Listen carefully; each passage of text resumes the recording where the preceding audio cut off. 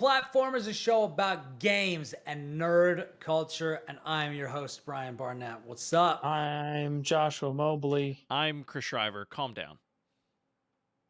Calm down, sir. I'm so tired. I'm trying to overcompensate. That was a lot.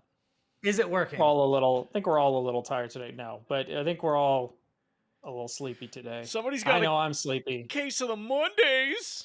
Well, like, actually, I've got a case of the hangover from Saturday.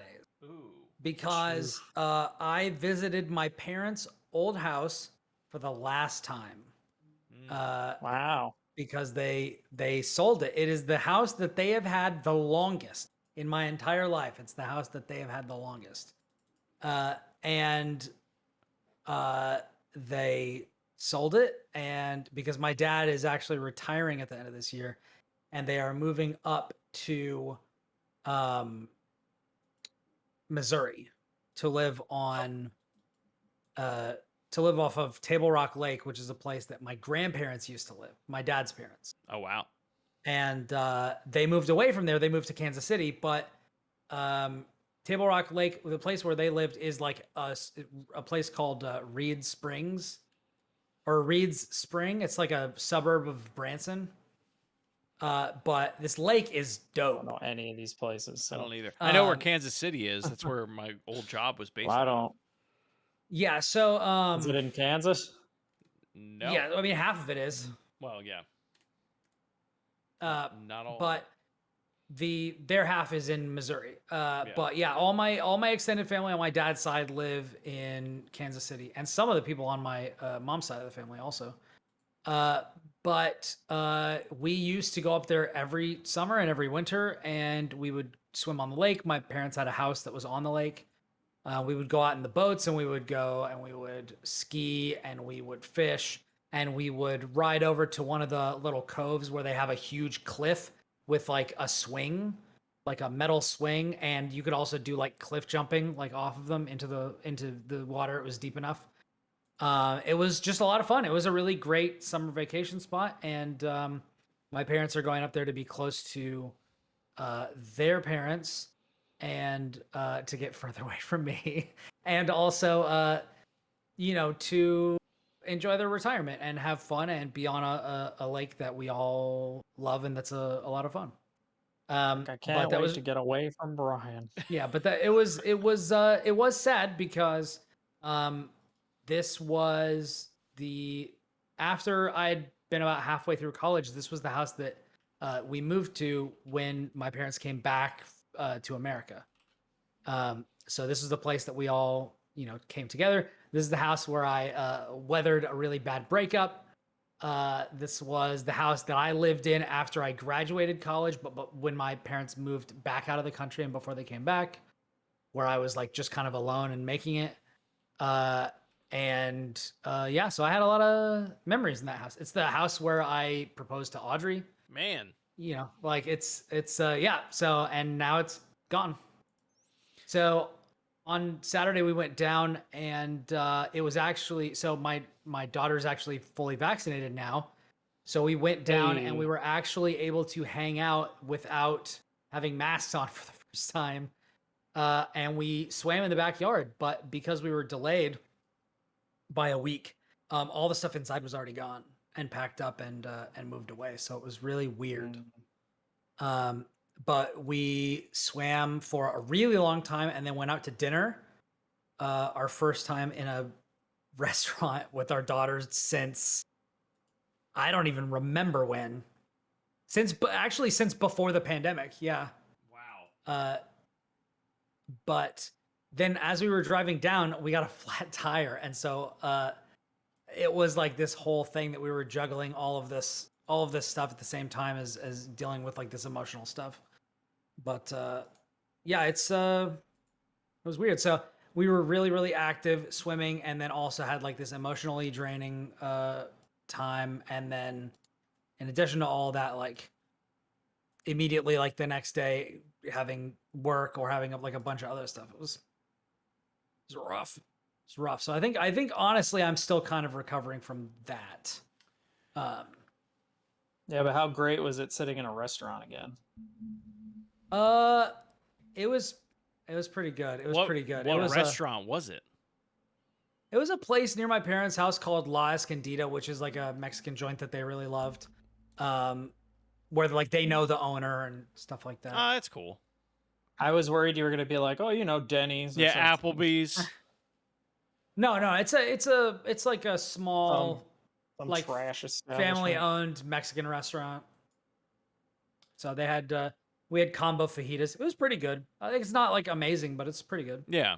So. I mean, I will say like that whole process. So I feel like I'm a bit of a unicorn in that, and I don't know, maybe there are more people like me out there. I just am not aware. Like the house that I grew up in is the only house that I have ever known my parents to own. Like they owned one other house before that. That's Audrey. Yeah, that like her parents still have the house that she grew up in and was born into. Yeah, and like the idea of, eventually, obviously my parents are getting older. Like the idea of them either not living in that house or like that house not being passed on to somebody in the family and not being there is definitely like I can't imagine some other family just living in that house. You know what I mean? Yeah. I can't like when that happens, like you will know. Like I will not be well. Yeah. Or if that happens, hopefully somebody in the family is like, no, we're gonna, take mom and dad's place. But so I do not envy you in any stretch of the imagination. Yeah. Meanwhile, I'm over here, and I think I've moved like 56 or 57 times. That's in my how life. Jess isn't that many. She's moved like 18 or something like that. Wow. Like some crazy number. Yeah. I moved like 3. Yeah. The house my parents are in, we moved into in 2000 when I was 10 years old. Wow. And they've lived there ever since. So yeah, this house they had since 2005. Which is when they moved to Texas. Yeah. So I was still up near San Francisco at the time. But then I came down, and then I think I moved back to. I'm trying to remember if I lived. My mom insists that I moved to Texas and then left and moved back to San Francisco for a while, but I don't remember that. Are you sure you didn't? I don't know. I guess if you move that much, it's kind of hard to. Yeah. Kind of hard to keep track of it. Like it is hard to keep track of it. I couldn't imagine that. But yeah, it was because even when I lived in the like the San Francisco, like not San Francisco, like the East Bay like area, like Pleasanton and Hayward, I lived in 1, 2, 3, 4 places up there. So like even in the time that I lived in that area, I lived in 4 different places. I've 2 of now them with lived my then fiance's family. Like I'm having a hard time at stomaching the idea of being potentially 20 minutes from my parents. Which is like I was like a full hour from my parents. Yeah, like I've never been that far away. I'm about 40 minutes to an hour now, and now my closest relative will be like 2-hour plane ride away. Whew. Yeah, that's pretty wild. So yeah. Man. Anyway, yeah, so that's what I'm dealing with. But it's it's not they actually just moved down to a place called Kima where they're going to be chilling out in like a camper for the rest of the year. Right. And then they're just going to have that to like travel around in, which is cool. Like apparently that's it's like the new old people thing. Yeah. Like, it's also the old people thing because my mom's parents also did that. They had like this Streamline or like Airline. I forget what it's called. It's like a silver like camper that they took, and we took that out to the lake all the time, when we were young. Yeah. And I still remember like we had that, and we had this huge pontoon boat, and they would be absolutely covered with mayflies. I don't know if you guys have those where you are. We don't have mayflies, but man, do I love a good pontoon boat.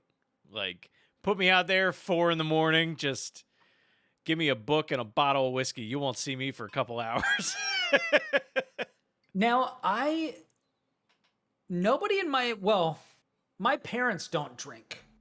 My sister does. Yeah. And I do. But my grandpa, my dad's dad, drinks Bud Light. Like, that's his thing. Ugh. Like, he's Everybody's that guy. Everybody's got their thing. Yeah. And Bud Light's disgusting, though. so the last time I was there was actually the first time I ever shared a beer with him. I was just like, he was like, I'm gonna go out to the garage and get myself a beer. And I was like, you know what? I'm gonna have one with you because I drink beer and I'm not gonna hide it. I'm not gonna pretend that I don't. Right. Everybody knows that I do. And so that was like a fun thing. So I think the next time we go out on a boat, like maybe I will. You should. You absolutely. I've never had a drink on a boat. Oh ever. man, I mean that's like half of. It's great. I don't know what people do on a boat other than drink. Like that's kind of. I'll tell you what we do. We sit in the corner and surreptitiously play our Game Boys, drink Cokes or Pepsis if they don't have them, and wait for my turn on the inner tube. Yeah, that's okay. But oh, yeah. Man.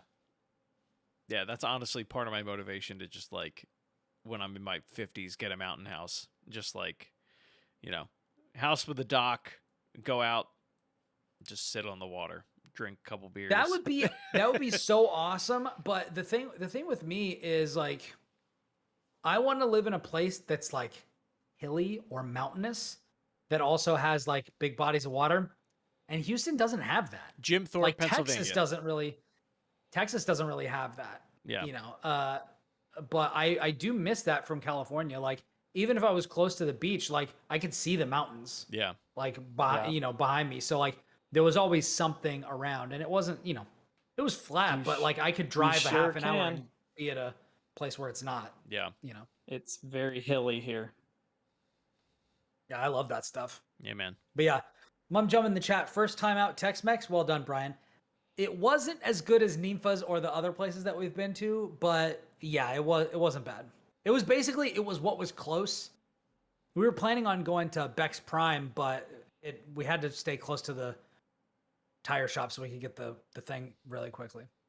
But the next stop I'm making is my favorite ramen shop, which I'm really excited about because when you get that stuff takeaway, it is nowhere near as good. No, you got to get it like you got to get the ramen like right when it's coming out. You got to get it piping hot. Yep.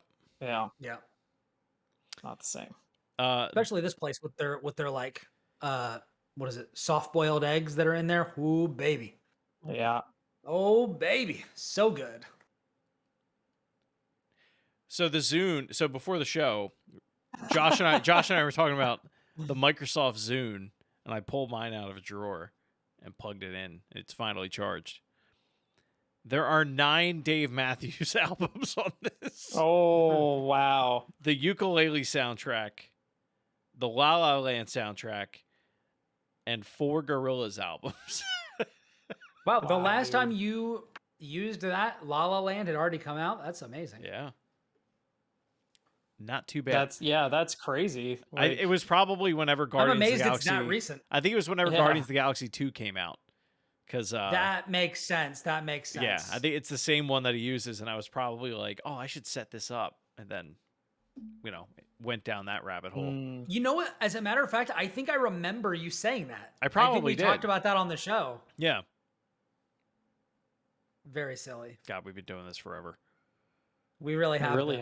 Yeah. We really have. We hope that you enjoy it, dear listener. Yeah, really. All right, Brian. What have you been playing this week? This week I've been playing a couple of things. Let's start with kind of some throwback stuff. I've been playing. We actually talked about this, Chris, right before we started up. I've been playing New Super Mario Brothers U Deluxe. And my question was why? Well, I've been on this kick lately where I'm really trying. We've talked about this on the show before. I have a hard time keeping all the games that I own in my head because, particularly playing on PC and not being what I used to be, which was I have a Super Nintendo. All the games that I play are on Super Nintendo or Game Boy. I'm a PlayStation guy. All the games that I own, I'm playing on, PS3 or PS4 or whatever. Now I play games all over the place. I've got Game Pass. I've got PlayStation Plus for I think the next month or so. But I primarily play games on PC. I've got Steam. I've got GOG. I've got Epic Games. Keeping track of everything is a fucking nightmare. Oh yeah. And so I've been trying to. I have a terrible experience with that. I need to have you help me out with that. But I've pulled everything in and tried to get it, but I can't get it to actually. Let me ask you a quick question. Quick aside. Is there a way to actually get it to accurately tell you where you own something and not just where it's pulling it in from a subscription? I would imagine there is. I honestly haven't used it in a while, but I know all of my accounts are signed into it. I can check right now. I used it once. I don't think they have a Nintendo integration. So if you have a lot of games on the Switch, I do because of all the time that I spent writing for Nintendo. Yeah. And then I still get a lot of Switch codes sent to me from contacts that I made during there, even though I don't primarily cover Nintendo anymore. Yep. But so that's actually what kind of started this. Is I was going through my Switch library and I was like, okay, I have Wargroove on Steam and on Switch. I have Valhalla on, I think, Epic Game Store and Switch. And I'm just trying to be where do I want to play this stuff? What do I want to play it? Do I want to play it on something handheld? Do I want to play it on PC where I can do mods or something? And I was just trying to let me get rid of everything on Switch that I have on PC that I wouldn't want to play on Switch or have a super far save or something like that. And when I was looking through that and looking through stuff that's Switch exclusive, I was like, there's this Mario game. I don't know that I ever beat it. I should probably do that. I kind of just quit because I was trying to 100% it and I just want to stop doing that and just play. And I started playing it and I don't really remember a lot of it. I can't remember if I beat it when it was on Wii U. I do know that I played the Wii U Mario games because I was pretty big into that console at the time. I mean, it was I didn't also have a good experience playing it. It was a launch game on the Wii U. Yeah, so it's been ages since I've played it. Yeah, I mean, it's probably new to you at this point because basically. It's also a pretty forgettable game. I know that I never played it. I definitely played it on the Wii U. I started to on the Switch, and I was like, I don't need to do this. I think I 100%ed it on the Wii U, but here I'm just I'm just going to do it just because I think I still actually remember the DS ones too much because I played them a couple of times, like the one with the golden coins. Yep. And I think the one before it, I just found not I think I'm playing that right now. New Super Mario Bros. Yeah. Whatever. Yeah, I'm playing through that a little bit right now on my DS. Yeah, so I was just kind of looking through my Switch catalog for the exclusives, and I was like, Fire Emblem, I haven't done the third path, and then there's new Mario Kart 8 Deluxe stuff, but I'm kind of short on cash, so I don't really want to shell out money for that. And, we're not upgrading to that 64 tier because there's not really anything huge there. So I was just kind of looking for something to do, and I kind of dipped into... This guy, Banjo-Kazooie's on there. What an idiot. Yeah.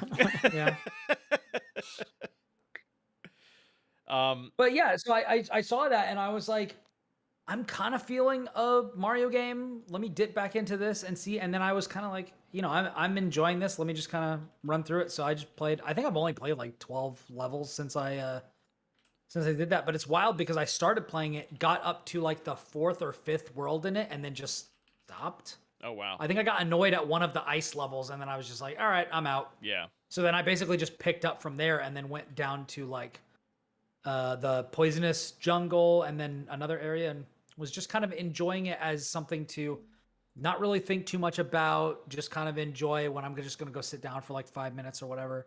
I mean, that is one thing. It is definitely a very easy just pick up and play kind of game because the levels are short.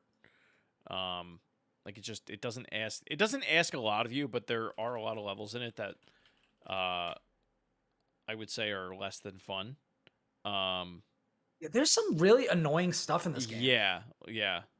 It's kind of at least among the Mario fan base, it's like universally hated. That game. Yeah, it's really? not. Yeah. It's not great. Yeah. I don't think really any of the new Super Mario games are that good. They're okay. Yeah. You know. But they're not, you know. So for a hot minute, for anybody watching on the stream or watching this back on YouTube, I am going to remove the overlay, maybe. And then I'm going to throw GOG up there for you. Wabam. So, I mean, like, I just signed into everything but my Uplay account because there's probably only like 10 games in there. I mean, it pulled in 1,700 different games across all those different platforms. So, like, it works, but yeah, it's also like a little overwhelming. Like, I think if you own, I'm trying to think of a game that I would have on like everything, probably like Celeste, because I probably have that on more than one.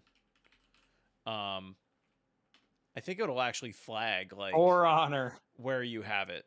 Yeah, For Honor, like they gave away on everything. So like everybody, Epic Games Store, PlayStation, Xbox, like it'll tell you the breakdown, and then it'll tell you like where you got certain achievements. I beat this game so like on Switch, so like so they yeah, don't show up, but so that's Epic, and then PlayStation, then Xbox. Okay. And then there's also so like there's I tried to Origin, there's search- GOG, like Yeah, I looked in there, and it seemed like it would pop up stuff that like I know I don't own, but I have access to.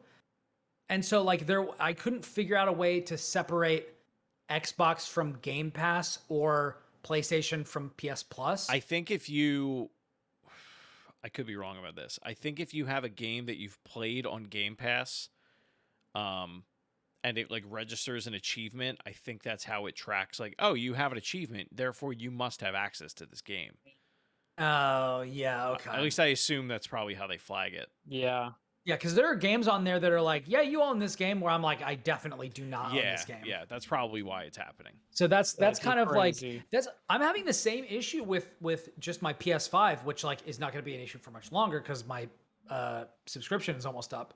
But looking into my collection and being like source PlayStation Store, and there's still a bunch of stuff in there that I'm like, I don't think I ever bought this. Yeah. And I don't think I ever got a review code for this.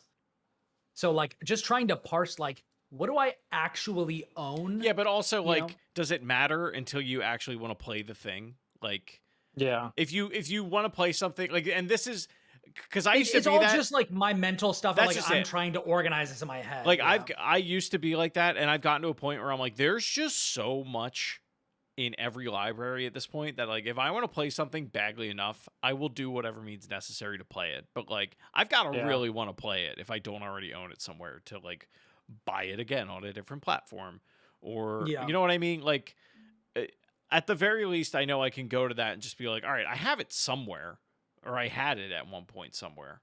You know, that means if it was on PlayStation Plus at one point, that means it's probably cheap enough that I don't mind spending $10 on it or whatever. Yeah, and there were definitely some where I was like, oh yeah, I was actually kind of surprised because it must have been like something that was on sale on a PS Plus like discount or something like that. Yeah. So, yeah. But that's kind of what I was getting up to. I also dipped back into Wargroove because I don't know that I ever beat that game. But I did play I played a ton of it on Switch, but I couldn't remember, and so I was like, I'm gonna start playing it on Steam because I know that there's like a big custom map like stuff community, and I was like, it's probably gonna be bigger on PC. Yeah. So I was just like blazing through there. Like I found a mod that lets me set the game speed, so I set it to like 6 times speed and just like blasted through all the earlier missions that I had played. Beautiful. Yeah, so that was really nice. And there was also like a toggle of like infinite health, and I was like, just do it. I don't care. Just get me through these levels. Get me back to where I was. And I did, and then I got to like a special mission where there were like a bunch of dragons, and the idea was you would send like one character over along a not very dangerous route, and then a huge invasion of forces would be on the other side where he couldn't get to, even though he's your strongest unit. And then you had to sprint all the way down to the bottom, recruit these 3 ultra powerful dragons, and then use those to go send over to, you know, your main force and prevent that hero unit from dying, or else you'd lose the mission.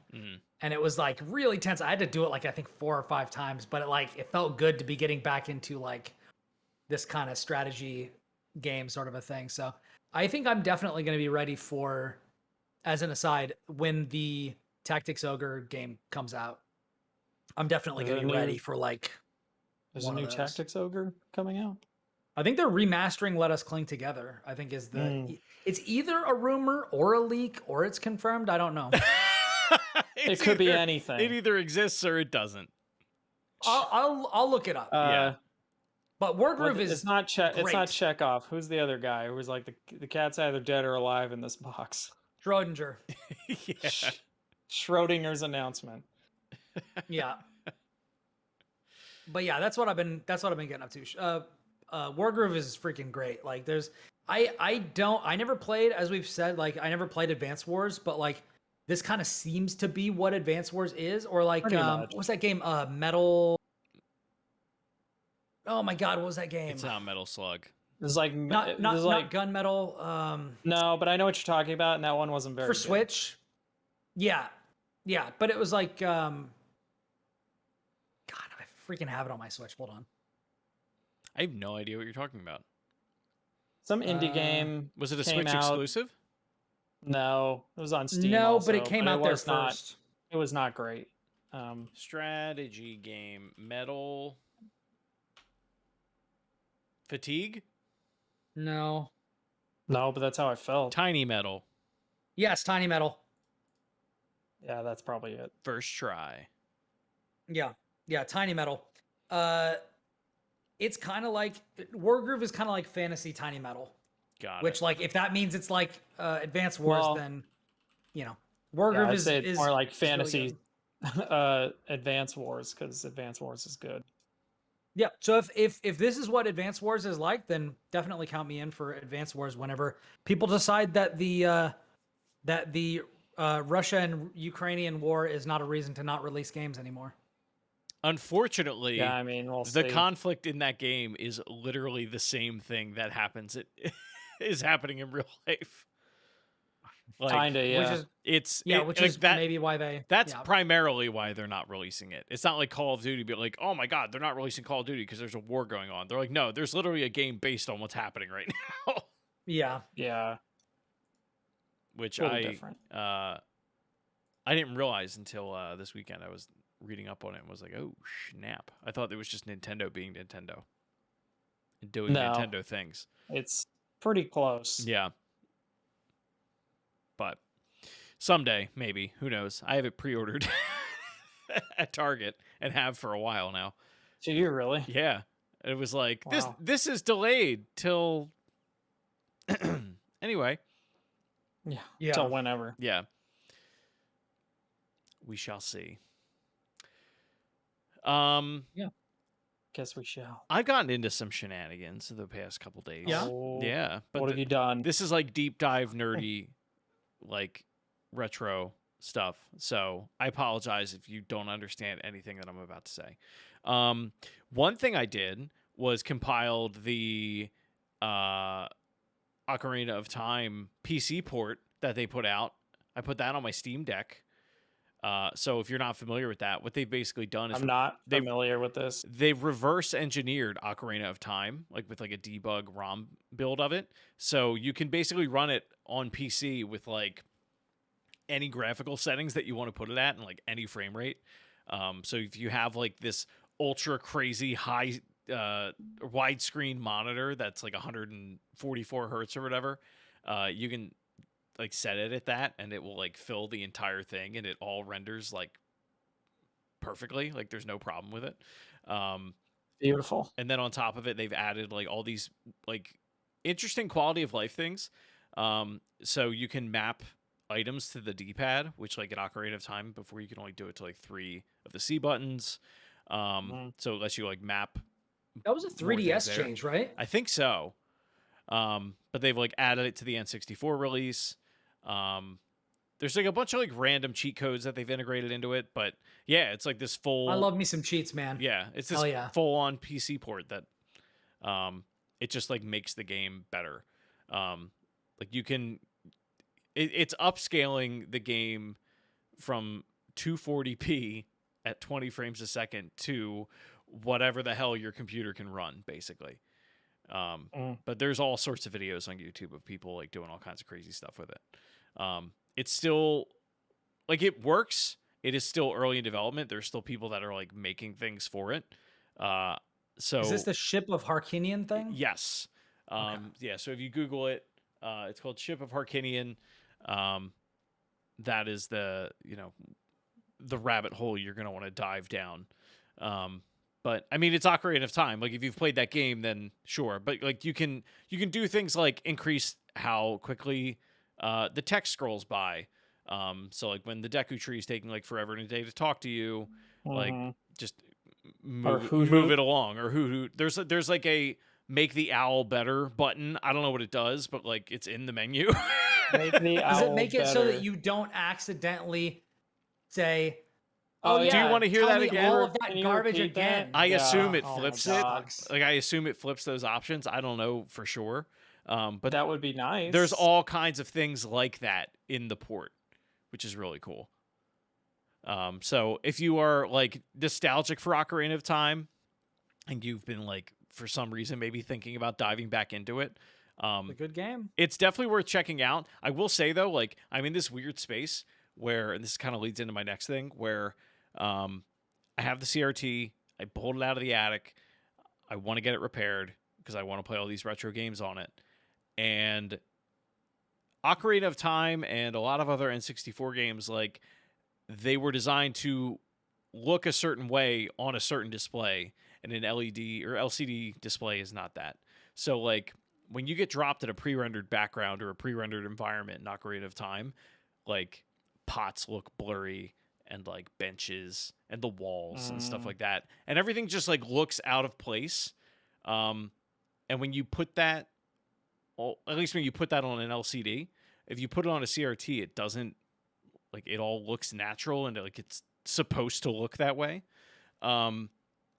This port just like amplifies it in the wrong direction, where like this polygonal model of Link just like looks so perfect and like it draws it perfectly.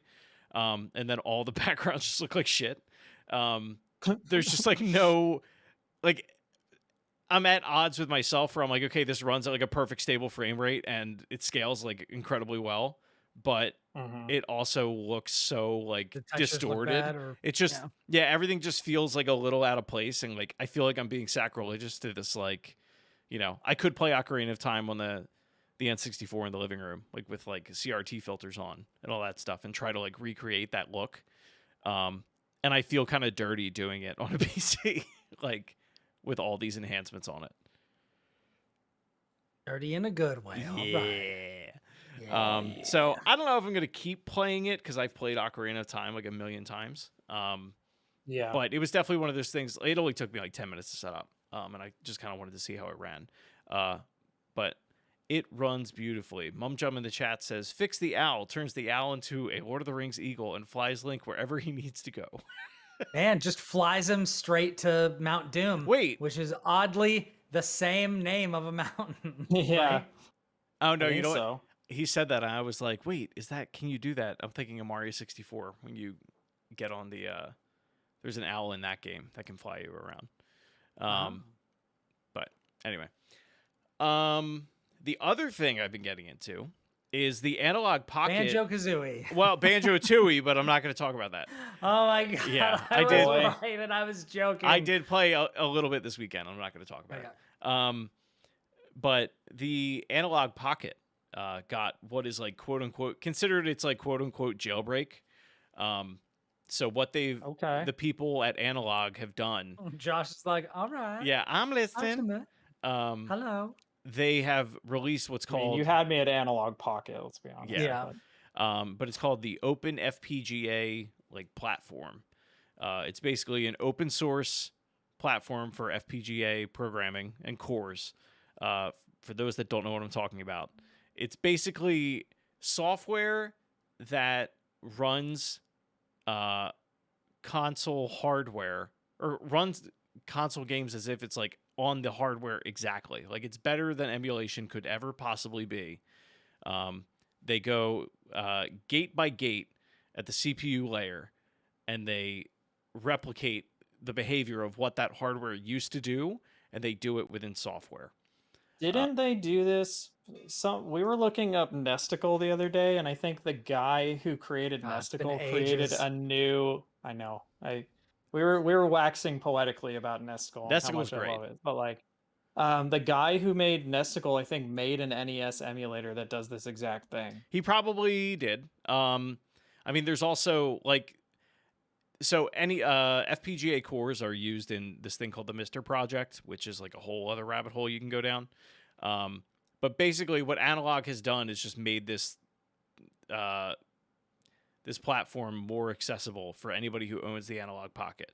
The shortest version of this is that you can upload ROMs to an SD card and pop it into the Analog Pocket, and you don't need a cartridge. They just work right off the SD card. And it will play exactly the way it did on a Game Boy, but better because the display on that thing is amazing. The downside right now is it is in beta, so there are some features that it's missing. So, for instance, there's like text display filters you can put on the Analog Pocket. Those don't work right now with this thing. You still have to use either like a flash cart or the original cartridge for those. But it basically opens the door to the possibility of like, okay, you've done this thing. Now there's a GBA core, Game Boy Color. The Neo Geo core just came out today, but it's in beta. So like all those games will eventually run on this thing without the need of any kind of special hardware. I want the Super Nintendo core on it more than anything in the world. I don't know if it's going to happen. I think the Pocket is powerful enough to be able to do it. But if it does, then this is basically like the last thing. Can it run Game Boy Advance stuff, or is it just supposed to be like, okay, yeah, so that Game Boy Advance is stronger than the Super Nintendo. It's just a matter of just porting that core so that it is compatible. What I don't know, like, the theory right now is that like the GitHub page that is hosting all of these and like the methods on how to do all this, the branding images on it look like eerily similar to those of like Analog. So they think just like the developers who made the Analog Pocket like have written all the cores for this. I mean, that, or they just tried to emulate that. I don't know. But I don't know if they would go outside of the scope of compatibility for what the Pocket is supposed to do. Like Super Nintendo is not on the laundry list of things that like the Analog Pocket is supposed to support based on like the cartridges that they're going to be selling. But there's no technical reason that it shouldn't be able to play NES, SNES, Genesis, etc.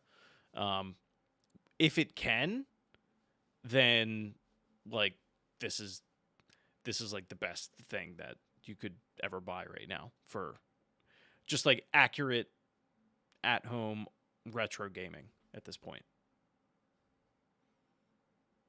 Other than building a Mister. But like this thing's portable, so like it already beats it at that. So I'm very excited is what I'm trying to say. I mean, that's cool. I really want an Analog Pocket, but I know they were hard to get and expensive at the time, so I never really looked further into it. Yeah, it's still in the back of my mind. They still have I think they do like pre-order waves every now and then. They announce whenever those waves are happening. I don't think they're shipping out until like next year at this point. If you want to get one, for the most part, you would have to go to like eBay to try and get one, but then you're paying like top dollar for it. Yeah. But I'm hoping supply starts to fill up, but at least for people that want it. But for someone like myself who has it, I'm very excited about everything that's happening in this scene. Well, good for you. Huh? Yeah. Now the other cool thing they did is they did a native port of, I think it's called Space War, which is like the first known video game ever made. that runs on this open FPGA platform. So like the idea is that you should be able to put like Pong and like all these weird, old games on it to just run natively. So it's all pretty exciting if you're into all this stuff. But if you are interested in any of it, I highly recommend looking at the Analog Pocket subreddit, because people are posting like all kinds of weird things that they're figuring out. Like you can put the Nintendo DS Rumble Pack into the back of this thing, and then it'll just like work for every game that supports a Rumble Pack that's like on the Game Boy or so it's just like, weird stuff like that. But it's an exciting time. I think the next thing I'll be looking for is the Game Boy camera to get for it. Because eventually they're adding support for that. So that'll be cool. That's funny. Yeah. Man, the Game Boy camera, take those really low resolution shots. Yeah. I'm looking, it says that you can order them right now, but it probably doesn't ship till like next year, I would think. I don't know. Oh, fulfillment group 2020, group C 2023, whatever that means. Just 2023 in general. Yeah, so they don't even. You wouldn't be getting one until next year. But if you want it, I mean, I do, but if you want it that badly, I should say. Yeah. Yeah. But one day, but it's cool. One day when it's not a lot of money more than it should be. I mean, it's $220, which is a lot, but if you think about it that way, where you're like, now I can play a ton of like these games kind of like the way they were meant to be played, then it depends on how much you're going to use it, right? It's the same with the Steam Deck. It's like, are you going to use it a lot? And for me, it was no.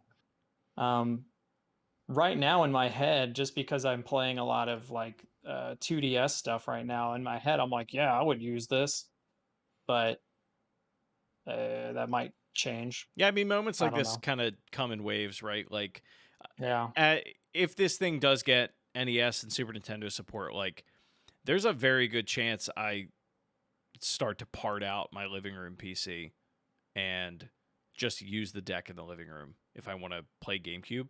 Because that's really the only thing that I play on there, like at terms of like anything that's like super powerful.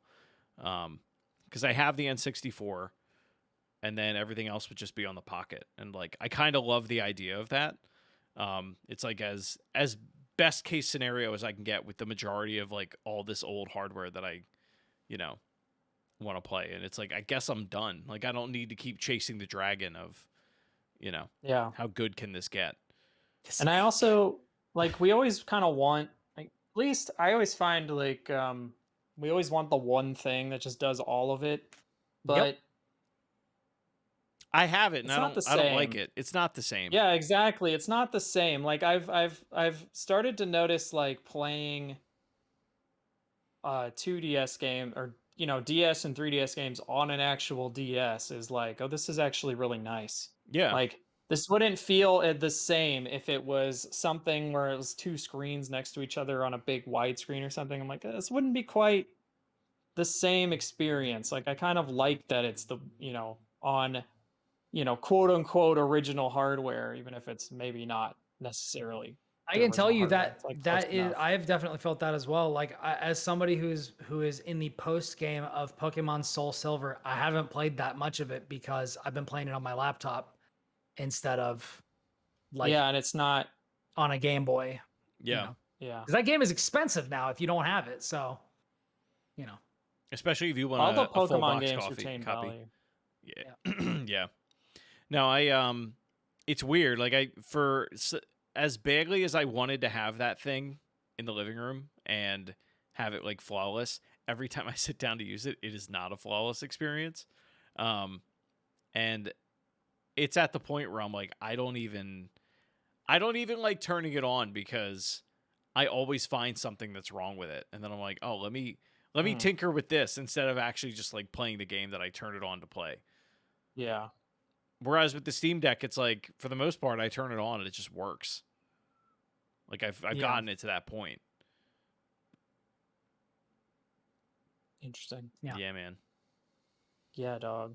Yeah, I love all-in-one solutions, but they're not all as clean as I'd like them to be. And they never will be. They never, No. because Yeah. otherwise you're building like, all the controllers are different, and you have to like think about that, and they don't quite feel the same because the games were developed for this like specific controller in mind and Yeah. stuff. So Yeah. I don't know, but I feel like I would feel very differently about that sort of a thing if there were guaranteed solutions for what I wanted. Like, one big problem that I had, and a reason why I wanted everything to get ported to PC, and why I got that, made sure to like get a key for Persona 4 Arena Ultimax on Steam, is like, I was playing that on PS3, and people will complain about like PS3 ports and stuff. I had a ton of fun on PS3. I really loved that console. But mine, shat the bed, and there's not really a great way to get like a new guaranteed high quality, hey baby, Eh.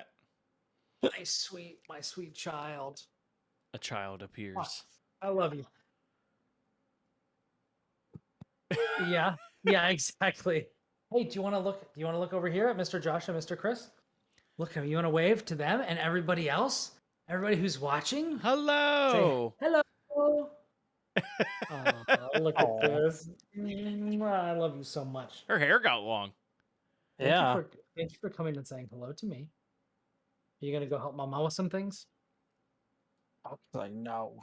She's like, Oh, no, take I'm your here boot. to hang forever. Can you take your boot? She's like, Okay. yo, we talking emulation? Yeah. What's Okay, better, take your boot back on. FPGA or emulation? Original Yeah. hardware. Let me tell you. See you later, baby. Let me tell you about SRT or CRT, CRT. versus HD. That was awesome. How many CRTs do you have in your basement? 0. 0. So there was Chris comes and gets a kiss every episode. That was Riley comes and she gets a kiss. There you go. Yeah. No. Yeah. Nice. Awesome times. Whole take and But give yeah, going So on. wholesome. She's awesome. She's very awesome. Also, I don't know if you guys saw, but Jake totally snuck in here when she did. He ran in Oh, wow. Look at that. and snuck in back there. Oh, speaking of which, while I'm moving the camera around, I did a little bit of redecorating. Check this out. So I moved Samus up there on the wall, and look what's back here. What does this You say? guys see this? Jailbreak raft Jailbreak leaks? raft leaks, which is, so this is the I went to see Spider-Man at PAX 2018, and they had actual issues of the Daily Bugle. So this is an actual full newspaper. That's cool. So I framed my my special edition of the Daily Bugle, Nice. and put it up on my wall. Let me tell So, you got to frame your stuff. you it really makes do. them- You do. Makes them so much better. You know what I have that I've never framed, and I regret it. Like right now, I'm like, God, I really gotta do something. I've had this for 4 years, and I just framed it like 2 days ago. Dude. 10 years ago, Oh Janet. my God. Janet. 10 years ago, Janet Wozniak. Steve, the $2 bills. the $2 bills. Yes, I have a sheet yes. of $2 bills from Steve Wozniak. I've never framed them. I know exactly where they are. I've never done it. You gotta frame. I got to do it like this week because now it's just gonna bug me. because that's really cool. You It could be is like, really oh, yeah, cool. here's a sheet of $2 That bills is cool. from Steve Wozniak. Yeah. And company. Yeah. You know. Got to do it. Yeah, that's too cool. Yeah, man. It is cool. You know what else I got into this weekend that I highly, What? highly, highly recommend if you have Game Pass is the Highly recommends. My God. Forza Horizon 5 Hot Wheels DLC. Oh, the Hot Wheels thing. Yeah. Yeah. That game, they are so good at not like it's not that they just create racing game content and like very like top quality racing game content. It is that while you are in there, the narration that they give you while you are in it is unlike most games that exist today. Like They're just like there's one mission in it that is literally just called The History of Hot Wheels. And while you're racing around, like the girl with her English accent's like, "Oh, Hot Wheels were invented in 1922 or whatever." And she's like going and doing her whole thing.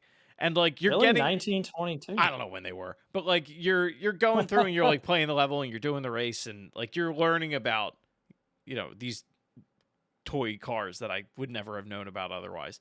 Like I never would have looked this up or like watched the toys that made us on Hot Wheels, but like it's just cool. Like they've managed to add more to something that could have just been like, yeah, you got Hot Wheels cars on a Hot Wheels track, have fun. Like, you know, they just flesh it out very well. The levels are great. The cars are cool. I don't know how long it is. But yeah, if you have Game Pass, definitely check that game out because it rips. Yeah, rips hard. Rips.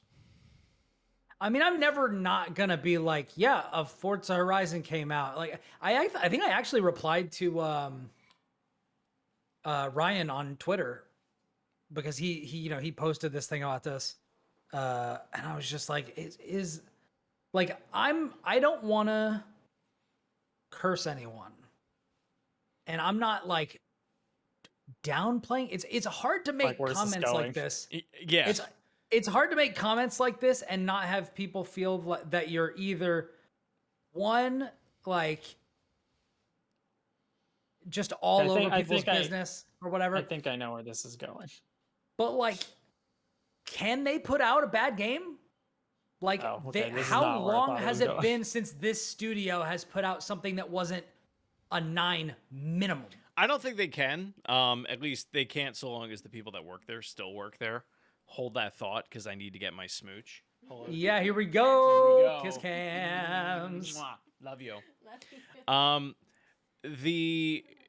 The funniest thing about this studio, and it happens every single time they release a game, is that I go, my God, this game is so good. But whatever happened to insert racing game from 15 years ago here? Because I would love a new entry in that franchise. And then I realize, oh, they all work at Polyphony. At this studio. Yeah, they all work at this studio now. Like, Split Second, the people from that are there. Split Second, the greatest racing game of all time. Burnout, Blur, like all those people are there. Yeah. Dirt, they're still doing their thing, but like they are still doing their thing, and I still think Dirt is pretty good.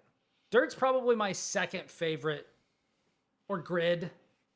You know which one I loved, and like no one ever talks about it?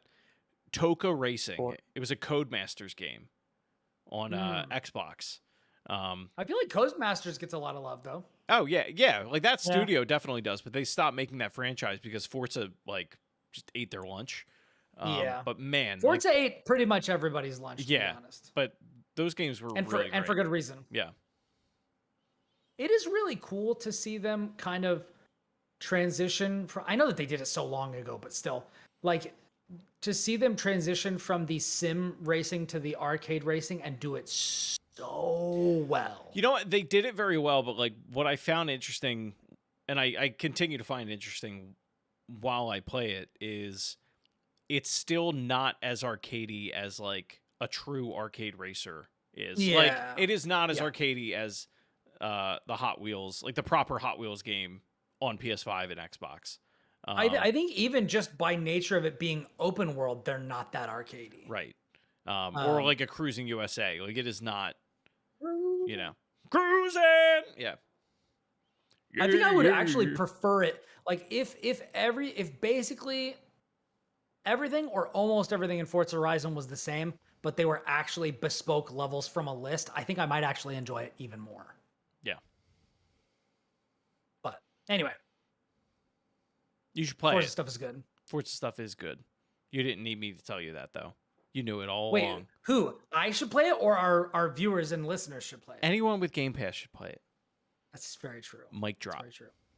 Although I've got a couple of things before I get to that. Like there's, As Dusk Falls just came out and is on there. Although I'm not necessarily in an emotional state where I can do that right now because I've heard that's very intense.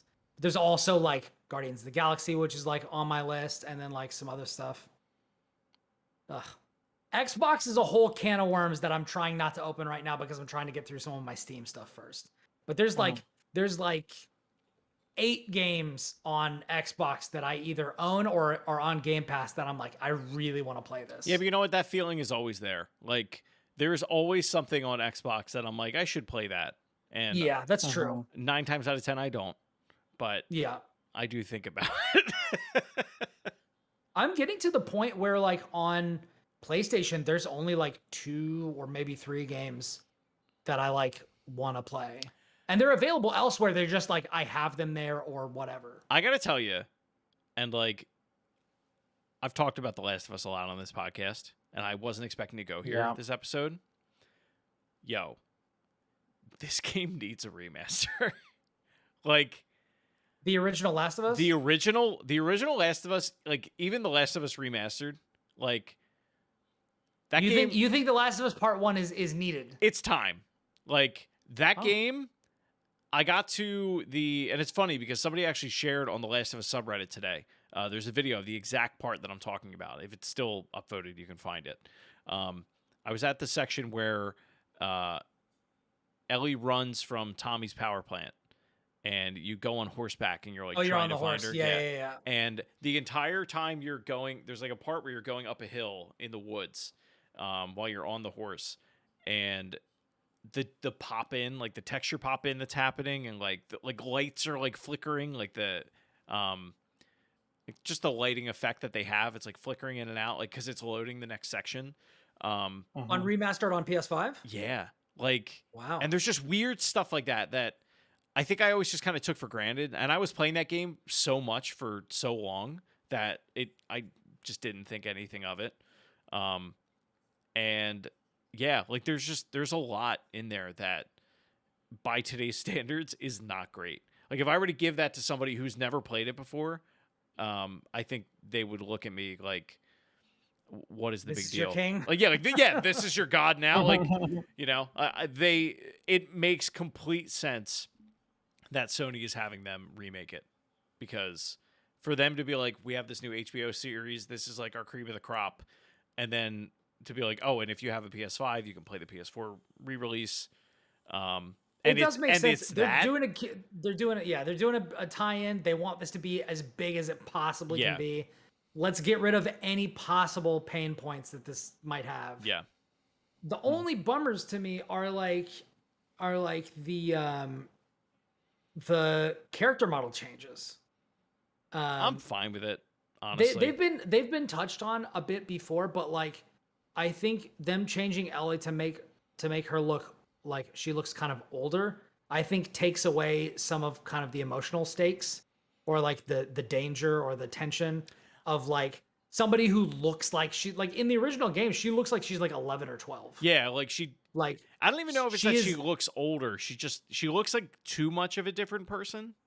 You know what I mean? Like, it's the same for Tess for me, honestly. I don't think Joel bothers me less just because I got so used to him in The Last of Us Part 2, and this one makes him look more like that. But I still really prefer the design on him from the first game. But yeah, I mean, that's like personal taste. No, but I mean, a lot of that comes down to like the art direction of like that game versus Part 2's art direction. Like, sure, it you know, it's just what that game was trying to look like.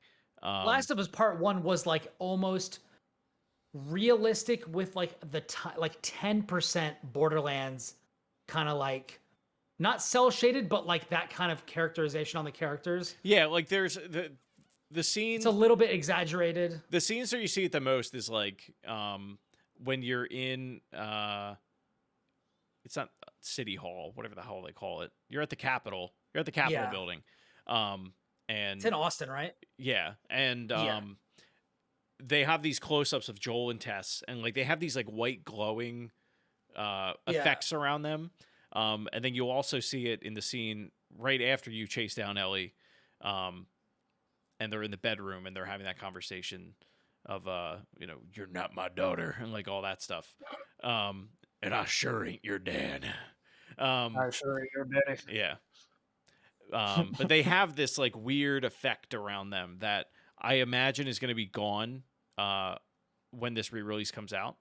But yeah, just like all that being said, It's time. Like, that game is pretty jank compared to just everything else, especially part 2. Like, it's super jank compared to part 2.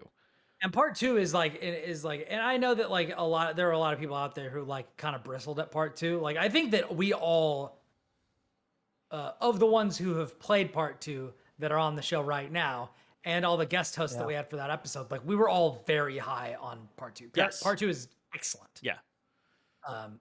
I think that it's one of those things where it's like, it doesn't tell a fully contained story. And I think that 1 definitely stands alone.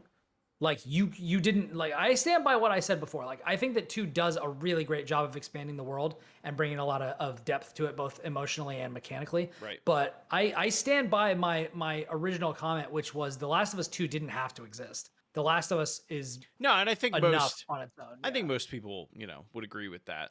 You can give somebody part 1 and it is a self-contained story. It's just like, do you want more? Do you want it to be expanded? Yeah. Like, that is there for you. And if not, then don't play the game. Yeah, I mean, it's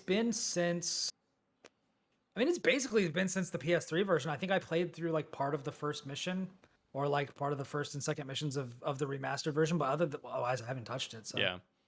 Do we know if The Last of Us Part 1 is going to be a PS4 game, or if it's going to be a native PS5? Native PS5. Interesting. Yeah. That's a little, God, I'm mixed on that. But basically just because of how I feel about the DualSense.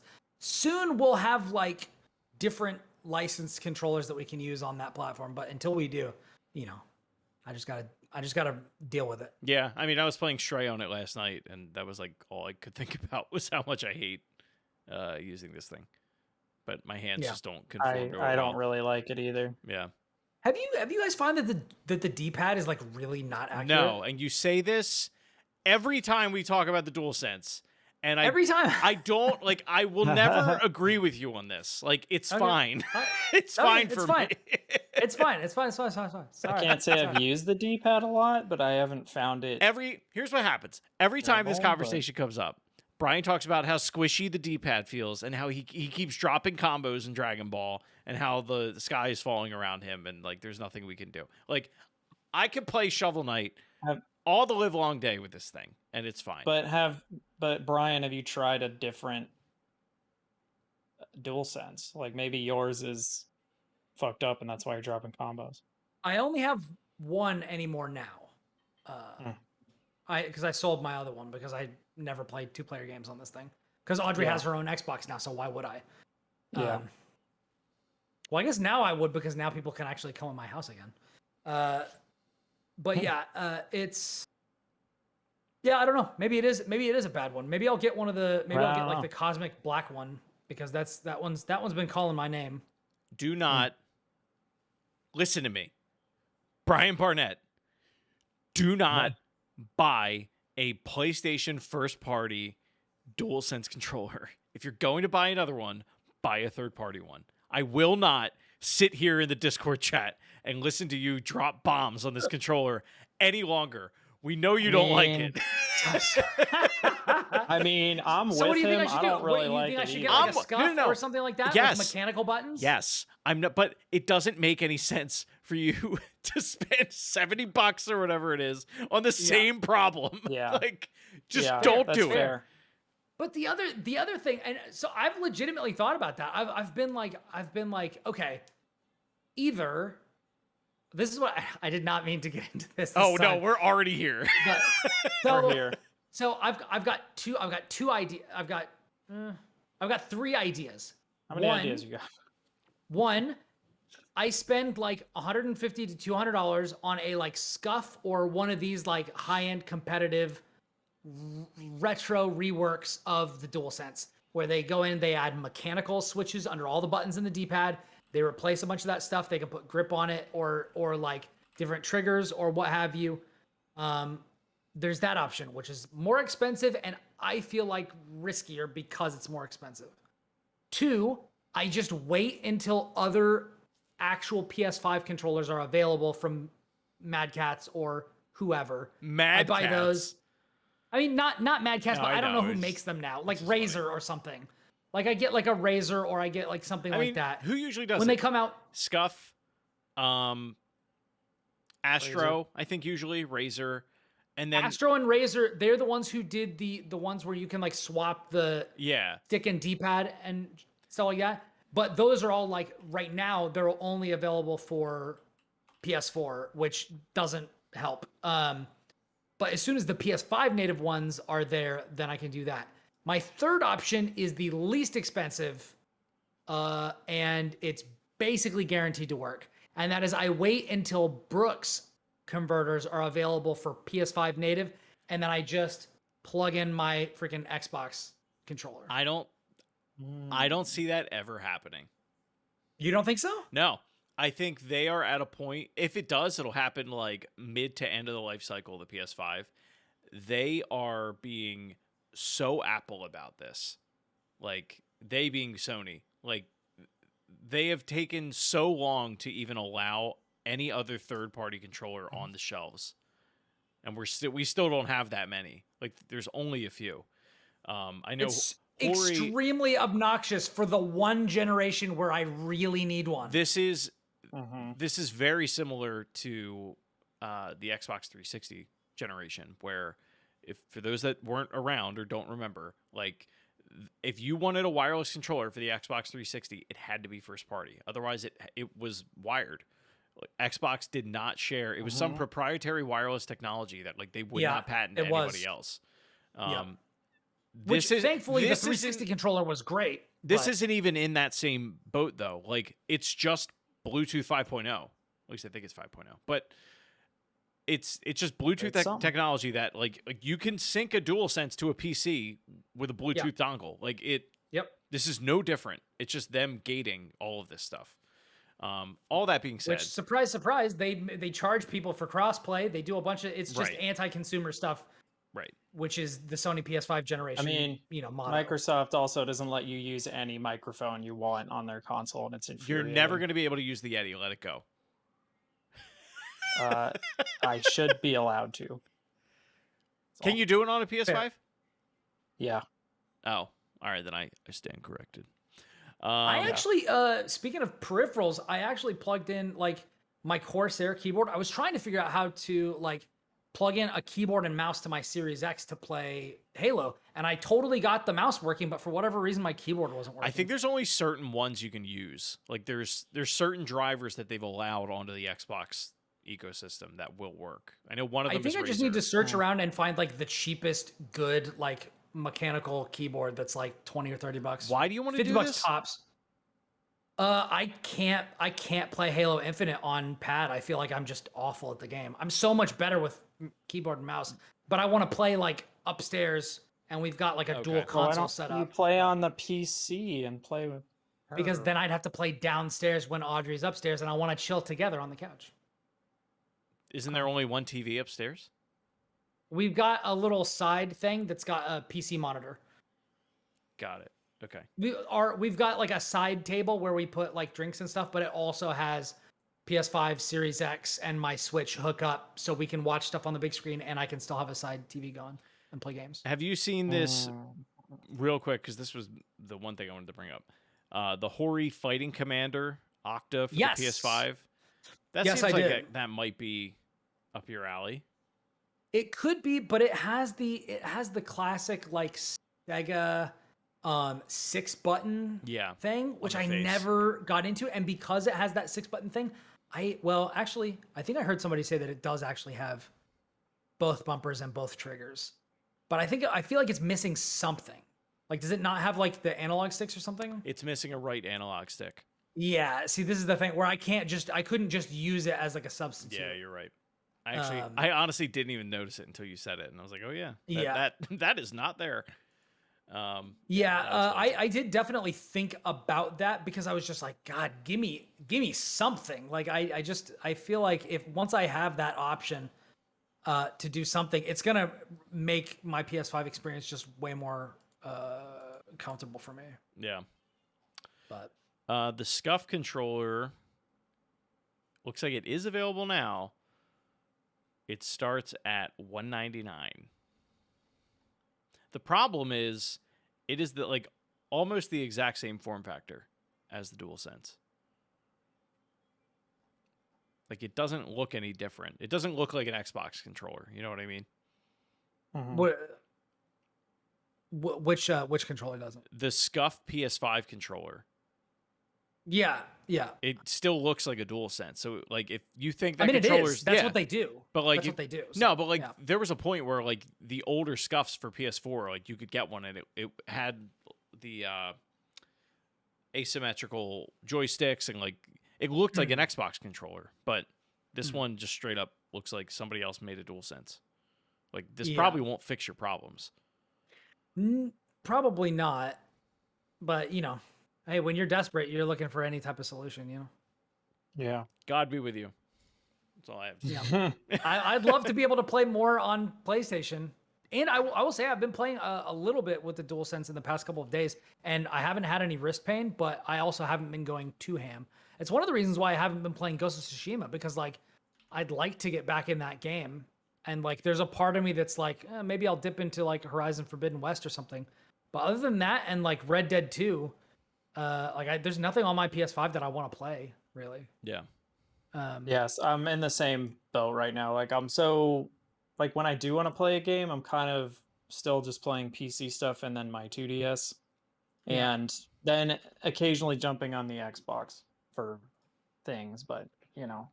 I feel like I don't feel the draw for my PlayStation. I don't feel like I won't until Ragnarok. Yeah. I feel like you're doing everything that I want to just submit myself to at this point, Josh. Like, You mean play what sounds fun? yeah, like just, and I feel like Just I've gotten better at it. Like, I had this conversation with Logan the other day. Like, there's this desire to want to play like the next hot thing. He's like, "Are you playing Live Alive?" And it was like, "I played the demo. I bought the game. It's just not speaking to me right now, and I don't want to play it, and I think that's fine." Like, I'm going to play it at some point. You're a human being, but right now, it's not your job, right, to play whatever the new hotness is. Right. So it's my job to play Star Fox for the 37th time. Exactly. And beat the Andros grade. Damn straight. That's right. Because you've decided that is your job. That's right. I am that person. Yeah. Who else is? If it brings who else you joy, will do it if not you? Who else is gonna fill your Twitter feed with random Nintendo nostalgia, if not me? Yeah. Yeah. Nobody. Chris is the only place that I go to get my Nintendo fun stuff. Definitely not those clowns and Nintendo. Not a single other person on Twitter talks no about one. Nintendo. I am the only person on Twitter that talks about Nintendo. Go back 30 seconds and then go get a snack break, Wolf. Don't listen to this. I miss him. I miss him too. I need to get him on the show. I think we could do it. It's been too long. Yeah, man. I can pull the hey man, you owe me. It's been too long. Get over here. What a champion. I can't wait to go visit him again back in his beautiful city. Maybe someday. Oh, it's gonna happen. It's gonna happen. I'm gonna have an excuse. I'm gonna just decide. I'm going to PAX. I don't care if anybody is sending me. I'm just going. I'm gonna put it on the stream for people to see. There's a picture on Hideo Kojima's Twitter account right now, and it just says, "I haven't worn sea pants in 4 years." And it's just him on the beach in a bathing suit. I just love that caption. What the hell? I haven't worn sea pants. Sea in 4 pants? Years. Yeah, that's weird. I love it. What a weird dude. What a weird dude who's also like pretty cool. Yeah, even borderline prophetic. Pretty much. Or actually prophetic. He's a weird dude, but we wouldn't know who the weird people are if we didn't have weird people. Yeah. Right? True. So if you didn't have boring people like me, you wouldn't have interesting people like Hideo. Like Hideo Kojima. It's all about having the spectrum and being on the opposite side of it from Hideo Kojima. I thought you were gonna say the opposite side of the spectrum from me. No. I feel like me and Hideo. You act like he's your buddy. Yeah. He and I go way back. Me and Hideo. That's my favorite Cannes Film Festival award-winning movie. I couldn't even finish the joke. It's such a stupid beginning of the sentence. I feel like me and Hideo. ... Fuck, dude, that's funny. God, I have nothing else for this week. I really don't. I talked a lot this week. I'm sorry. Josh, I'm sorry I came in real hot about your Yeti situation. Fine. But now you know the Yeti. This is why it's annoying, is that the Yeti works. It's the on one the thing that works on PlayStation PlayStation and not on Xbox. Doesn't work on the Yeah. Xbox, and it's like, come on, man, this is a pretty common microphone. It is. It's not like some $20 mic I got at a flea market. Microsoft, like, this is, you have drivers for this thing, for Christ's sake. Yeah. It's really dumb. It's all just Windows. It's Port all it over. Windows, right? You said yourself. Throw it in the library. I haven't done much. I kept playing MultiVersus. I'm almost done with the Battle Pass, which is nice. I do feel like the Battle Pass should go slightly faster. I don't know if you share that opinion, but Yeah. it's a little I don't slow, think there's even a with the single times too. Battle It's a little Pass that slow. exists that I don't That's think fast is enough. stretched out too long. Yeah. I think they're all too Yeah. not the word that I was gonna use, but I can't pull the right word. But I feel like pretty much every Battle Pass is withholding. Yeah. It's They're like- a little predatory. I don't know if I'm buying one after this, but I bought it because I wanted to give them something, right? But I bought it because there's 2 skins in the game right now that are purchasable that I would want, and one of them is animated series Batman, which you just have to buy separate, and the other one is Cake for Jake. Yeah. And that's the final level for Yeah. the Battle Pass. See, the one I wanted And I was like, I'm gonna be Shagworth, playing this a and it was lot like, for over this week for just working on it. And so I'm probably gonna get like a fair way through that. And then like I know a bunch of people who enjoy it. So Does it because I know this Battle Pass only goes up until like official launch. Does The it 8th. Yeah, the 8th. it's a week. Does it disappear after that, or can you like dip back into I it? assume. I don't know. I don't know, tried to- actually. That's a I tried to buy it last week, and I was on the deck, and it added money to my wallet, and then it said I purchased it in the game, and then it never actually like added the currency to my game, and then it put the money back in my my Steam wallet like 3 days later. I had to like confirm it like in game. Yeah. Oh, weird. It was a little weird. Or like I had to like I completed the order and then it was like authorized, and it was like after I felt like I should have gotten my receipt. Yeah. And I had to click that, and then it went back into my game and was like, you got it. Huh. So you might have missed Maybe like that's a what I did, final yeah. step afterwards, because I definitely thought it was done and then it wasn't.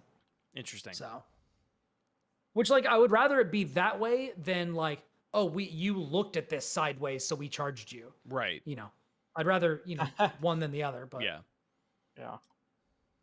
Yeah, for real. But yeah, I honestly, if you don't like want Shagworth, I would say now is probably not the time. Yeah. Because unless you're like, I'm gonna play until my eyes bleed for the next 7 days. Definitely again, not going to do I'd be that. like- I'd be like, maybe not, man. Yeah. Like, just yeah, I Don't guess do I it. didn't think about that.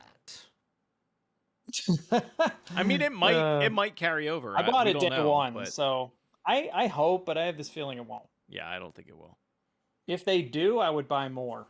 It as the would, future but If I miss Cake, I'm gonna be high key annoyed. it would be weird for them to make Cake not available like ever again. Like, I mean, right now I it all think you can depends just on how they buy want to run it. everyone, right? Like you can buy them. They're just like 2,000. It depends. Like it depends on the or price. whatever. Yeah.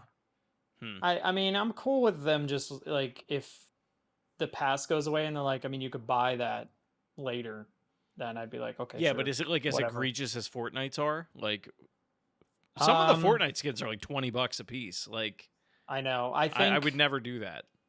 I Except for think that one time. most of them are cheaper, but I don't know. I'd have to And I check. mean, unless like Fortnite was like the game that you played, in which case it would be like, oh, okay. Yeah. You're like, I buy a skin, every month or two, then it's like whatever. I may jump into but, Fortnite when they do that, when they do the Dragon Ball thing. I bought the one skin, and it's the only one I need. Yeah, if there's like a Goku skin or a or a Gohan or a Vegeta or something like that, I might do that. Yeah. If they do Gogeta, oh baby, it's over. I'm gonna do that for sure.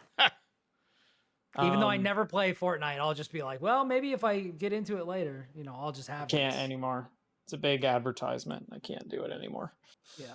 I think no build was the thing that like got me tantalized. No build is fun. That's the only mode I play, is no build solo whenever I do play. But I feel like a sheep when I play it. Like, it is an advertising machine. That's all it is. Yeah. Yeah. At this point, if I'm going to play a Battle Royale, I'm pretty much going to play Apex. Yeah, like just because it's the one that I really like, even though I, work for EA, but like it's the one that I actually really like. But I don't play it that often. I just jump into it every so often and stick around and then leave. Yeah. Becky in the chat. Do you real quick. Go ahead, Chris. Becky in the chat is working towards Vader, which like in Fortnite, which if you are not familiar with that, I would have to estimate would take like 60 plus hours to get. Like, it is an obscene amount of time for you to earn that. But I think to buy it, it's something in the ballpark of like $60. Jesus Christ. I could be wrong. But I remember like doing the math and being like, that's insane. Like, you could buy a full price game for that. Yeah. Which sucks because like Vader, like I don't have my Yep. Like, he's the big realist. fan. Unless you run the quests. Yeah, I don't know. But like, yeah, I mean, a lot of that stuff is like, you can do that all day with that kind of stuff where you're like, oh, I could have, if I bought this skin for $15 in MultiVersus, like what else could I have bought with $15? Right. Like I could have bought a meal, could have bought a few comics. I mean, individual issues. Could have bought like some other things, but could have bought a freaking manga trade. Yeah. Yeah. Which is like a bunch of issues of something. But yeah. All to say, I'm still playing MultiVersus and still really liking it. But the other thing I'm still doing is just still playing do you have a main? random shit on my. Depends. So if I'm playing teams, it's Velma. But if I'm playing solo, it's either Wonder Woman or Shaggy, depending on how I'm feeling. Yeah. But Velma 100% when I'm on teams is like my go-to. That's awesome. I really want to play together. I've been playing a lot more Finn lately and having a lot of fun with him. I posted the thing in multiplayer and on Twitter, but like I had one round after I like got really warmed up with him where I got the most damage and I scored all 4 of the kills for my team with him, and I was like, feels good. And I played one before the show with Ronnie where we were teamed up. I forget who he was playing. I think we were both playing Finn or something like that. But I actually got 2 ledge guard downward knockouts, which like I never get those. Like I'm not, if you're going up against me, stay towards the edges of the map because I'm terrible at punishing people for trying to come back to the map. I'm not, it's never something I learned in Smash because I never played with people who were good. But I'm trying to get better with it. And Yeah, I want to get good at spiking people, but it's like the timing is really weird. Yeah, but you gotta be careful. Best is when you're playing Shaggy and he does that stomp when someone's trying to climb up the edge and you just like stomp them. I had a Wonder Woman do that to me when I still had like 1 or 2 of my air recovery options left, and I was just like, man, that feels terrible. Yeah, you gotta like, there's a whole like I feel like I need to like dodge up through them and then like, get around. You gotta like either dodge up, or if you're playing a character that will do like some kind of uppercut, you need to like time the uppercut to hit them out of the way and stuff, like, or jump away and use your recovery options to go above them. Like there's a whole thing. Yeah. But yeah, other than that, I'm still playing my 2DS. Like I'm playing new Super Mario Bros. Because it's easy to like pick up and play. I started playing this random game that like I've never heard of. And I feel like no one else has really ever heard of, but it's basically like console Diablo on your 3DS. What game is this? It's called Heroes of Ruin. Have you played this? It sounds You familiar. guys heard about this? Have you heard about this? It is essentially, I don't remember who made it, but it's like a company you've heard of. Square Heroes Square of Enix. Ruin. Heroes of Ruin, aka horror. Come on, guys. Square Enix published it. Yeah. And Back in the Space. halcyon days of 2012. But it is, I'm not even kidding when I say this, it is essentially like playing Diablo on your 3DS. Like you run and you hit monsters and you level up and you have the little like stats you upgrade and there's loot and it's cool. It has like online play and stuff, which I doubt the servers are online anymore, but it has like local and online co-op. You can play solo. And I was like, this is a pretty neat game that I've literally never heard anyone talk about. So I started playing that a little bit. Yeah, other than that, I haven't been playing much. Kind of similar to this on the PSP, and I'm trying to remember what it was called. Oh my god. I don't know. I do not know. It was like a very generic, like. I just read a headline that makes me very happy because it's just insane that they did it. TMNT, the Cowabunga Collection, features rollback netcode for the Super Nintendo Tournament Fighters. Yeah. I like Tournament Fighters. My best friend and I played that a lot on Super Nintendo. We were growing up. That is hilarious. Didn't know who half the characters were, but yeah, we were like, whatever, having a good time. Chris, I have a random question for you. Hit me. Do you own or do you know anyone that owns a Polymega? Because I kind of want one. A Polymega? I've actually never gotten into that at all. Oh, really? Like that and the Wonder Swan are two things that like have just, evaded my mind. And whenever they show up in like random YouTube videos that I'm watching, I'm like, ooh, what's that weird? Wonder Swan, what's that weird thing I wanted? Yeah. Wonder Swan's that weird handheld that like nobody really played, but the Polymega is more interesting to me just because it plays so many consoles. Yeah, I don't know what I was thinking of. Yeah, so... it has like all these different controllers you can buy for it to like kind of emulate the console experience what you have. But they're so expensive; they're like $450. But like, they look so cool, and the UI is awesome, and just like the ability to rip your games to the hard drive and stuff. I'm just like, this thing is so cool. I want one. It's very cool. So for those that don't know what this is, it's basically like you buy this base unit that like is the Polymega console, and then there are like different adapters that like slot into it. So like, and then it has the ports for the controllers for whatever game you want. I think it can play backup games of like tons of consoles, but I think from default the disc reader will play, I think, PS1, Sega Saturn, and Sega CD games. Yes. I'm pretty sure. Yes. Which is cool. Yeah, like it's cool if you already own like a really big collection. I don't like a physical collection, and you want to back it up to this thing. I think it emulates also. I think there is a way that you can load ROMs and stuff like that onto it. But yeah, it is like it's an expensive ask. Like it's this weird in between where I think a lot of people would just rather either build a PC themselves or if you're spending that much money, like play on original hardware with a CRT, like all that good stuff. I honestly think the price point is the biggest thing going against it. It has reviewed pretty well. I think getting it has been the biggest pain in the butt. It's just getting a hold of one. Like a lot of people that have them are just people that were given them in the preview. I think they just kind of drive up like pre-order sales.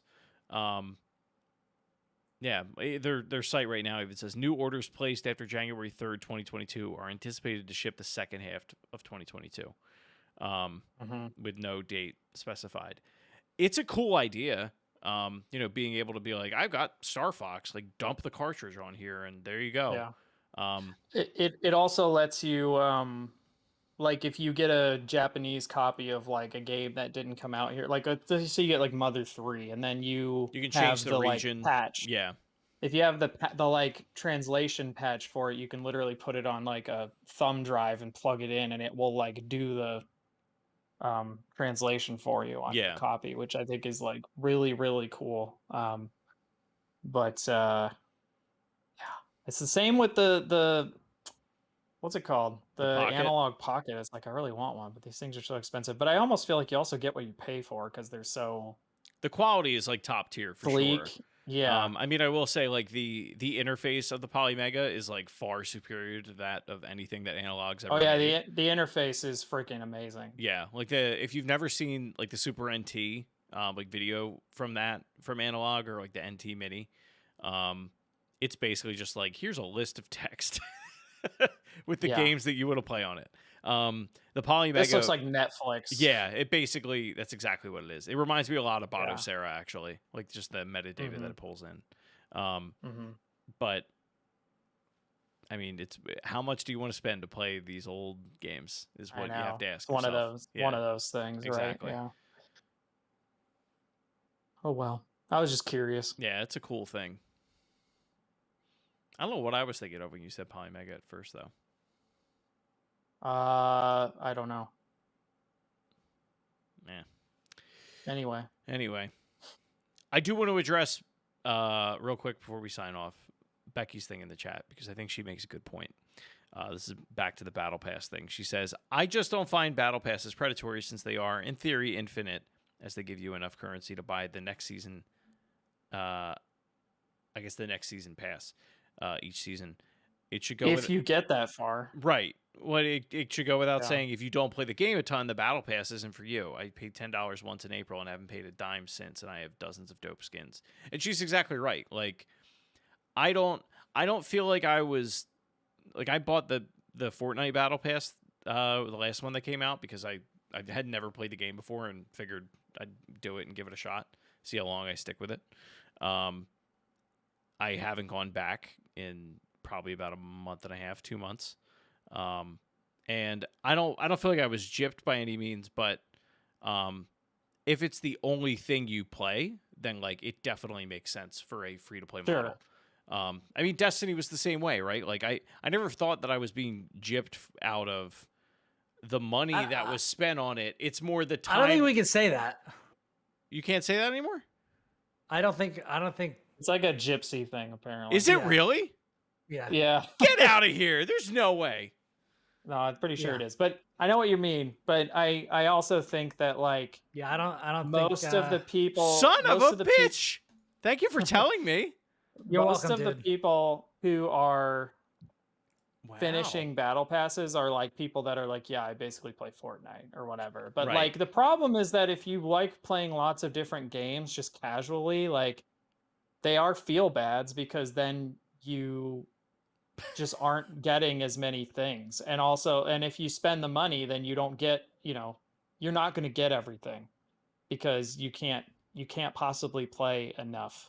Right. And most of the Battle Passes I've come across are usually pretty like FOMO intensive and like kind of predatory. Like the idea is to keep you in the game and not let you go away, Yeah. And that inherently is semi-predatory, like at least to me. I find that like I should be able to just like stop playing, but sometimes like some people just can't, with they have addictive personalities or whatever. And like if a game is not forcing them, but like using, its design and its graphics and its sounds and like really known things to keep you there, when you could have spent those 2 hours doing the dishes or cleaning your room but you played 2 hours of a game and you didn't actually like make any progress and quite possibly didn't even have that much fun. You just felt like you were obligated because you spent money on this thing and you need to finish it. Yeah, it starts to feel like a job. Like it's all around not. I don't think it's a good thing because for anyone. Like with these games, like with the Battle Passes, a lot of times they will make you do like you can't just play the game. You have to do like specific things. Yeah. To earn that it's like currency that you need or to level up. Like something that I was doing earlier. Like I would have wanted to keep playing as Finn, but I had to get a no perk game completed, and then I had to win 2 games as a DC Comics superhero. And so it was like I wasn't able to just play it the way you wanted to. As I wanted to. And when I'm doing that, and then also as I'm trying to jump through your hoops, like some of this is skill based. Like, what if I play 10 matches as a DC character, but I don't win any? You know what I mean? Exactly. Like there's, and then I've paid you money to do these things that are not as fun as the thing that I just wanted to do for something that I want, but then don't ultimately get. Like, it feels very bad. Yeah. So it's hard for me to personally see it from Becky's perspective, even if I do understand it. I think another thing is, like, I want to be playing multiple games, and there's just not room in it. Found it this whole time. You've been looking for that PSP game? Yes, and I found it. Untold Legends Brotherhood of the Blade. Boom. Wow. 2005. I played this back in the day. A game no one else played. Wow, I have seen this cover. I've seen the cover in the bargain bin. That's as far as it goes. No. Yeah. No, I feel like I've seen this cover like at GameStops and stuff. Yeah. I literally scrolled through 20 pages of Metacritic PSP games. And wow. Just so you know, if you're trying to do this, a lot of pages just aren't loading. Like, I think page 7, 11, 13, and like 15 or whatever. Like, it was just a white page. Like, it wouldn't even load it. But fun fact, there's a PS3 tie-in game of the same franchise called Untold Legends Dark Kingdom. IGN gave it a 6.5 in 2006. Well, this got a 68, so that's pretty much par for the course. And we never heard from it again. What's a 6.5 in 2006 now? Like, what? Oh, how much do you think that score would have depreciated or whatever? Oh man. Honestly, I feel like now it's coin toss. It's either gone up because the game is done and on the disc, or it would go down because things like production values are way higher now than they were then. Yeah. Yeah, but production value doesn't always equal better game. No, precisely. Which is why as we've all noticed, as we've all been playing old games and been like, "Damn, these are great." Like this Mario guy, I think he's gonna make it. Yeah, I think he's gonna be all right. Nintendo. Yeah, there's stock. There's a GameStop clip that's running from the trailer over this thing, this entry for Untold Legends Brotherhood of the Blade on Metacritic, and it literally shows like the Diablo style, like Diablo 2 style, like inventory where there's like 2 swords next to each other and you gotta like drag them or whatever. But I played that in my dorm at California State University, East Bay, which changed names halfway through my time there from California State University at Hayward. So there you go. The more you know. 20 minutes from Hayward. Yeah, and I played this with some other people with PSP in our dorms. And when you were in college, you were 20 minutes from your future friend. Yeah. It is crazy to think about stuff like that. Like, how many times was I really close to somebody that I was going to be friends with, or like that we were in the same place at the same time and like we just didn't know? Mm-hmm. It's always great when TV shows do that as like a flashback moment. Yeah. It's like 10 years ago. And then they're just like getting an ice cream in the background. And you're like, wait, I know them. Yeah. That's so-and-so. Yeah. They're going to be married. Yeah. Who would have thought real that life this doesn't baby have, and this baby. Sweet stuff like that where you could just be like, so many times since the Xbox One came out, I've been like, Xbox record that in my life because I was like, that was awesome. Something awesome just happened. 2 things. One, the other day I tried to talk to Google and I said, "Hey, Xbox," and then I didn't know what year it was. The other one being there was a moment like that for Jess and I before we actually knew each other, and I don't even know how we figured it out, but the short version is that I was at a Rita's Water Ice, and there were a bunch of people dressed in black, and I'd heard these two girls like cackling on a picnic table, and I was having a particularly terrible day with the girl that I was dating at the time, and I just looked over and I was like, man, wish I could have a good day like that. And then I moved on, only to find out, like, after bringing up that day, like, years later, after I had been with Jess for a while, that, like, it was her. They were at a choir concert, and it was, like, that same day in March. Yeah. You were like, I'm going to break up with this girl and marry one of them. And then I did. That's right. And you did. And that little boy grew up to be a man. Ugh. I got some comic book stuff that I'll talk about next week, but I think we should probably wrap it there. We should. Yeah, it's really hot in this room. Go get some rest. Yeah. Thank you all for joining us for episode 141 of the Platformers, the episode in which we shined a light on Untold video game, Untold Legends, Brotherhood of the Blade, PSP. If you had a fun time with this ridiculous show, tell people about it and review us on your podcast platform of choice. We're available on Apple and all that sort of stuff. You can check us out at twitch.tv/platformerspod, where we live stream every episode Monday nights at 7 p.m. Central.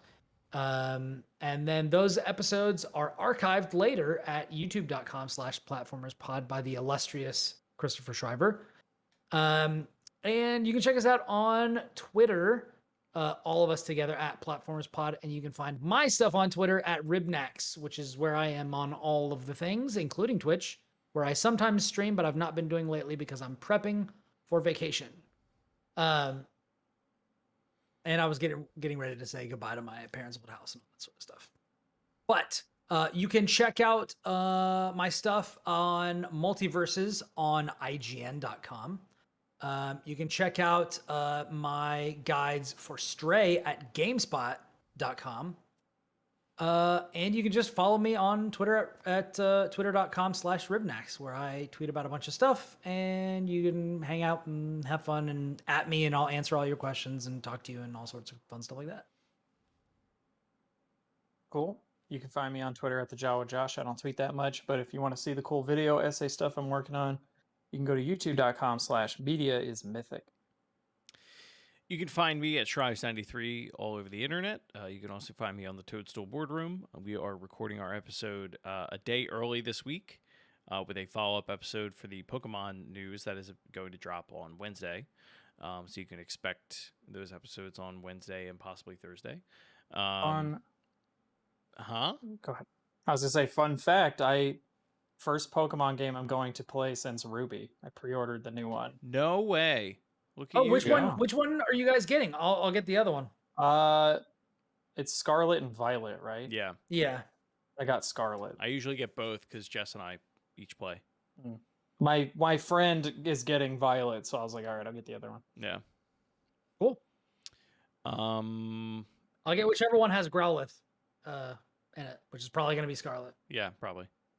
It's usually the red version is whichever one I end up getting because of Growlithe. Yeah.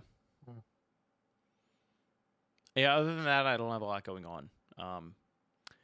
I apologize if I offended anyone for what I said earlier. I legitimately had no idea that was not a thing you should say.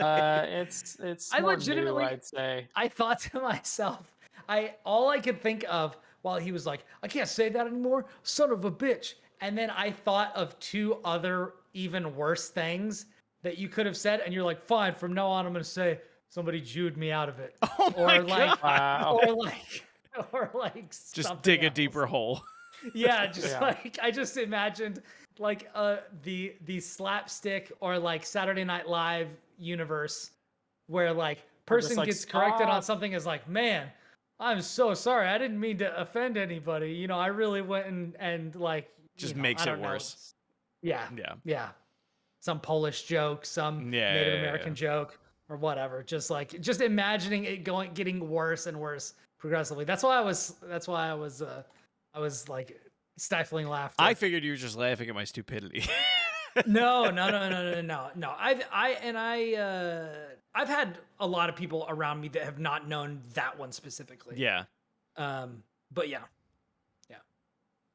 Anywho, It happens. Hey, it's important that we let each other know, we keep each other accountable, towards not accidentally being, harmful or hateful towards other people. Shut up, Brian. Love you, dude. All right, well, that's it for us. So thanks again, and you can catch us next time. From everybody here at the Platformers, we hope you have a wonderful week and stay safe out there, because until next time, we are out.